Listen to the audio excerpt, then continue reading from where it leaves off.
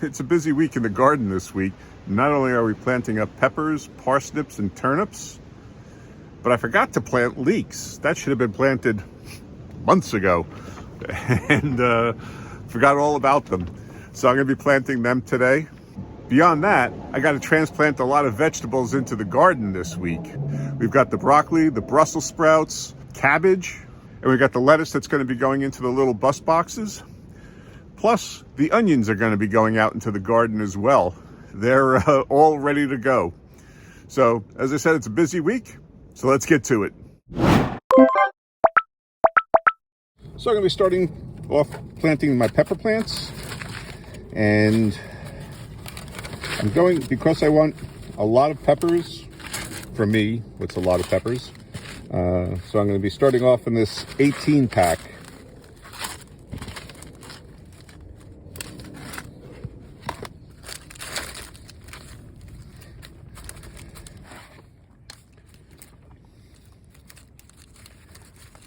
Planting two varieties, California Wonder, which is a staple in my garden every year, and Grand Bell mixed peppers. Basically,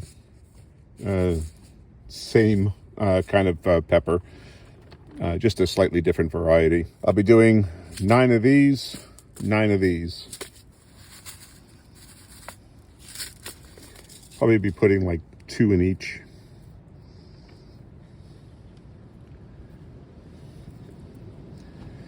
Just to ensure germination.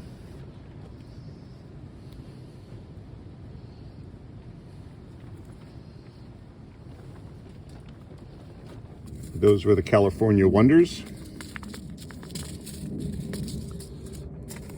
And now we'll do the Grand Bell mixed color.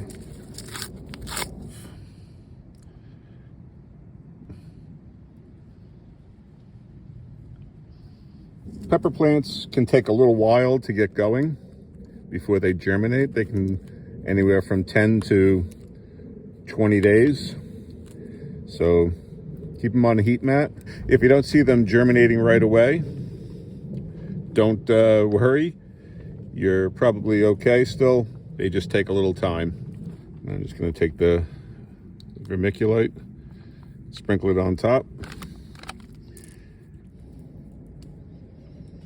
And I would just give them a drink of water and label them. Next, I'll be planting leeks. And just like the onions, we're just going to mass plant them into a single container because they can handle that kind of crowdedness and can be easily separated afterwards. In the past, I've grown giant Musselburgh variety. They've performed well. This year, I'm going to be growing the large American flag leek from Mountain Valley Seed Company. Very much like onion seeds. And that'll probably be enough for my needs. I've always heard that after you dig up potatoes, you plant leeks in their place. Since most of my leeks, most of my potatoes are being grown in buckets, I haven't really done that. But this year, of course, I'm planning on growing the potatoes again right away. And I know the advice is not to plant in the same ground that you just planted potatoes in, but I always amend my soil afterwards. So unless I see some obvious problems with the potatoes, like some kind of blight or something like that on them.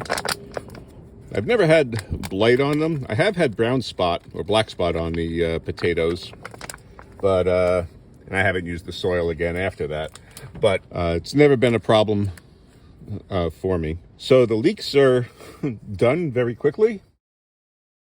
The parsnips and the turnips are going to be planted outdoors. They're going to be direct seeded. I will actually sow some turnips indoors.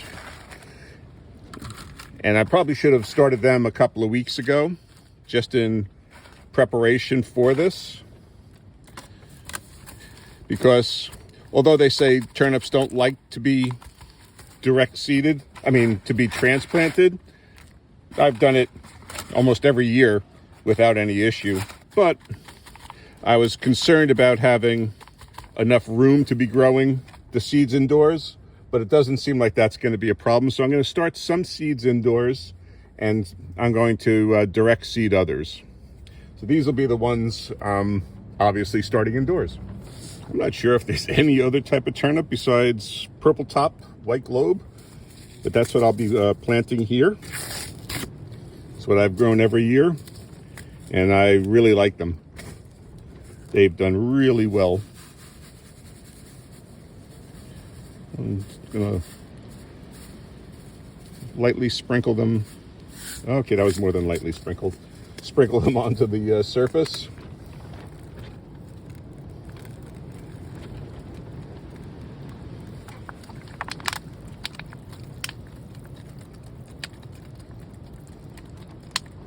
And now we'll go outside and we'll plant them where they're going to be grown.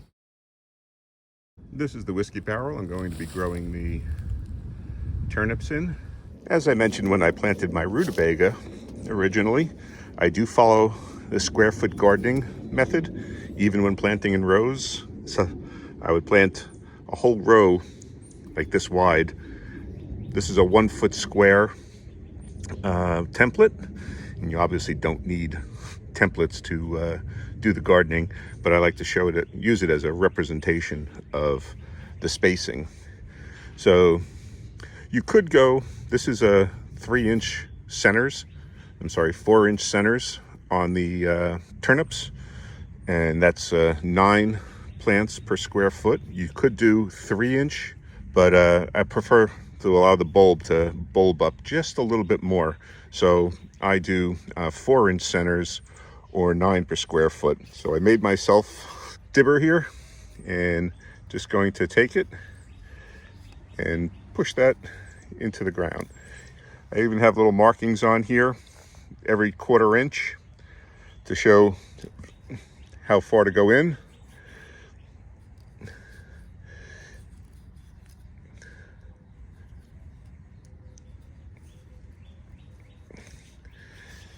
And now I'll pick it up and keep it aligned with the holes that we have.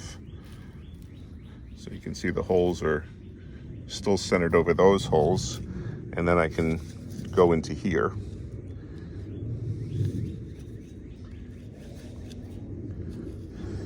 And now can move, let's see, there we go, like that.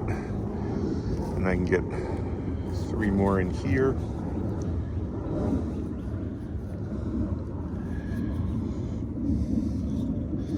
And then go the opposite direction.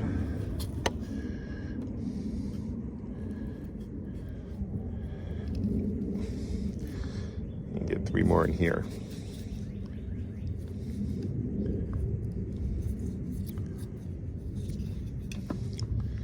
What I should do is make a template the size of this tub. But that should give us a good number. What is that? 1, 2, 3, 4, 5. That's 15, 18, 21 turnips in here. So that should be good for the first crop. So just come along and place a couple of seeds in each hole.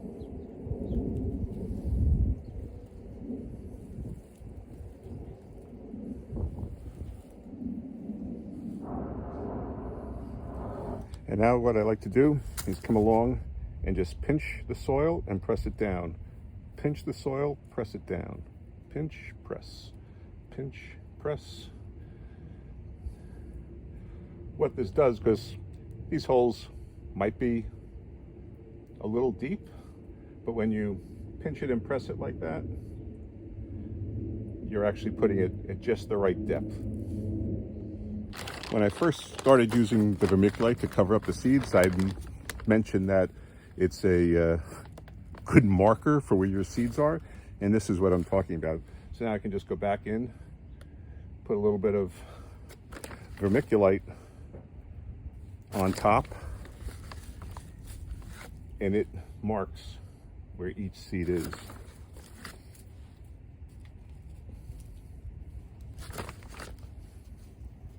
And now we'll water them all in.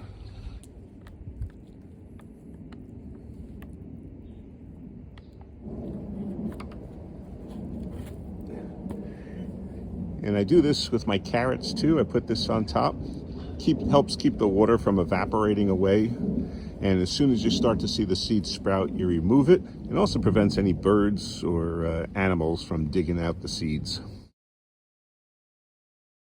This is what I'm going to be growing the parsnips in. As I said, it's a bit of drainage tube. Stands about 2.5 feet high. And it's about, I don't know how many inches round. I don't think it's more than a foot and a half maybe. I got to mix up some soil. It's going to be a mixture of peat moss, compost. Be nice and fluffy for them because parsnip does not like any resistance. Otherwise the roots fork. For the parsnips, because I'm planting in such a deep container, I'm going to mix up the soil in a wheelbarrow and using 5-gallon buckets at a time to mix the amendments. First will be peat moss, just as with the regular plant mix, and it's not going to be sifted. And now I'm going to get a bucket of composted chicken manure and fill that in. It's done by volume, not weight. So 1 bucket of peat moss is equivalent to 1 bucket of composted chicken manure.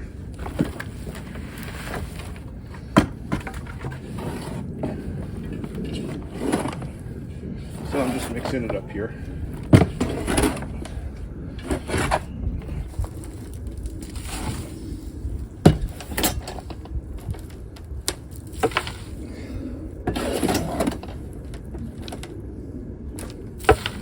Okay, that filled it up about halfway, but that hasn't been wet down or anything like that.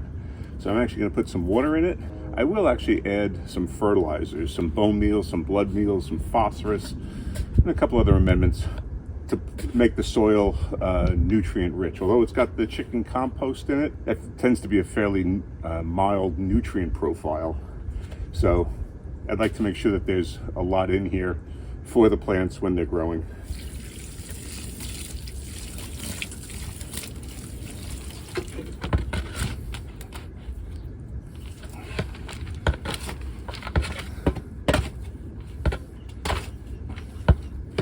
So with the water in, it's sunk down to about 1/3 from the half. I'm not sure if you can even see that with the bright light. So it's about 1/3 full now. So we're going to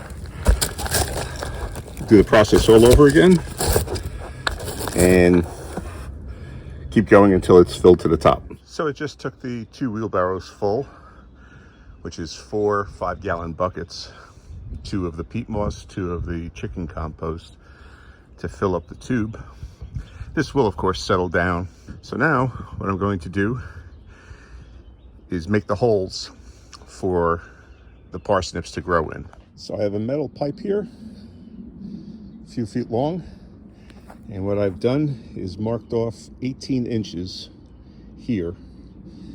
And you can plant parsnips 9 to a square foot. I'm trying to get my little handy template out, mark holes where they'll go, and I'm going to drive this pipe into the ground, into the soil, and then swirl it around to make a conical shape down into the soil.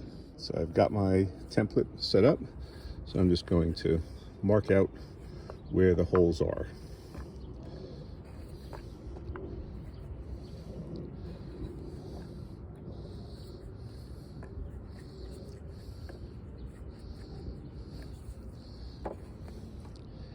And now I can use that to make the holes for the parsnips to grow in. To make the holes, you're going to drive the stake up to this mark here. This is pretty soft soil right now because it was just made. Otherwise, you might have to use a hammer to drive it into the ground. And then you move it around to make a conical shape into the soil. So we have some of our sifted potting mix, and I made a funnel out of a plastic cup. Just cut the bottom out of it, stick it on top of the hole, and then fill up the hole with the soil.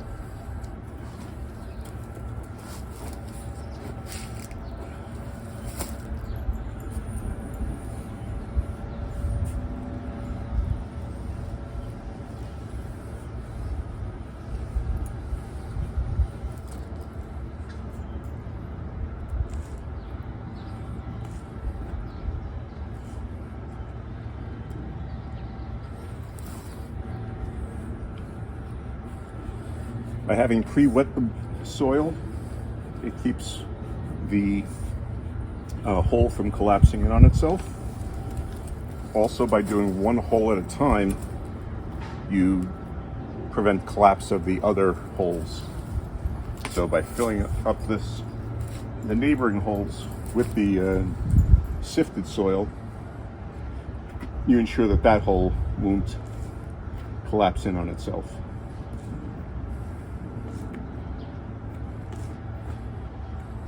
Now we just water the holes in.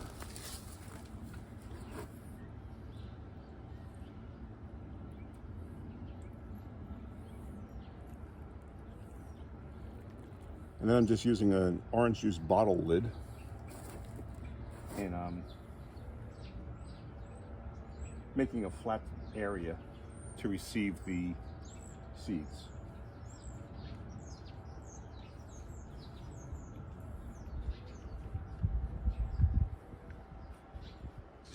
So these are the parsnip seeds. They very flat. Like onions, they don't last very long. So either plant a lot of parsnips or maybe make 2 sowings like I'm going to try this year. Just going to take 3 seeds and put it into each hole.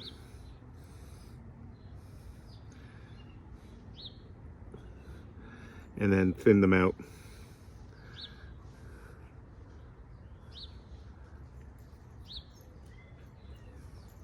This variety is the hollow crown parsnip, and you can see it's ready in 100 to 109 days, so it's going to be in there for a little while. And then to finish it up, you can either pour a little bit more of the sifted soil on top of it, or do as I'm going to do and put the vermiculite on top.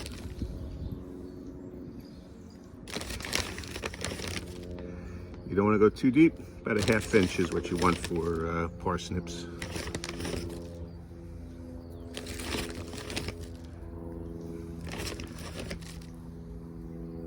And then just some water on top.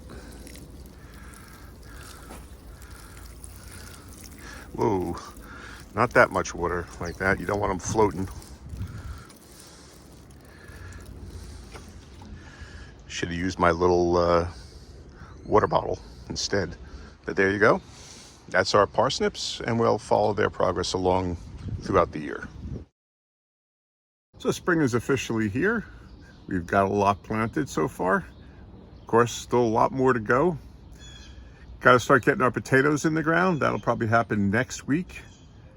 Some of them look like they've been flagging a little bit, and I think that might be due to the heat actually in the greenhouse. Potatoes don't like heat. But otherwise, they're still growing and coming on strong. But we got our peppers in, our parsnips in, and our turnips in. So those are a few more we can check off the list. But we still got more coming along. We still got tomatoes we're going to be planting in the future. Radishes could be in the ground now. There's a lot more to come. So subscribe and hit that notification bell. And that way you'll be able to follow along on the progress on all of our vegetables as we try to grow a supermarket in our own backyard. Okay, thanks for watching.